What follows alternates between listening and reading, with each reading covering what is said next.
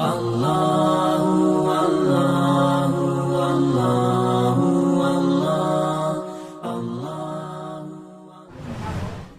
kan Rasulullah lewat dalam satu kuburan, lewat kubur, karena Nabi serta berdoa.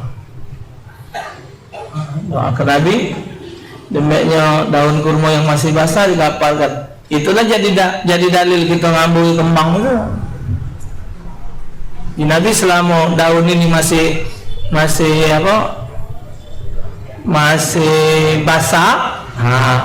ini dia bertasbih sama Allah. Apa yang meninggal diampunkan Allah Rasul. Itulah jadi dalil kembang itu. Kita dan kembang mati maka nak berkamas. Tujuh hari dong. Kembang ini pokoknya siapa baik kena hidup kan? Tak perlu nak tujuh hari no.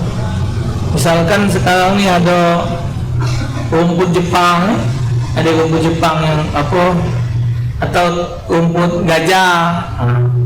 Tapi kebaik kuburan. Jadi Jakarta tu mayal ni, nunggu sebulan. Itu ni modal pemilihan bulan luar mulai carian kuburan. Mana ni singgiran mana apa nyingok ya Allah jingok. Apa muka jingok lubang itu. Ada telok ulo ada apa. Wah, jadi baju kuburan itu diurusin. Rumput atau tanam melati, ya. Pokoknya yang dia hidup tambah bagus lagi. Sunat. Kalau nak maki pedapuan tu hukumnya makruh. Yang bagusnya tu tanah itulah lunggupan tanah.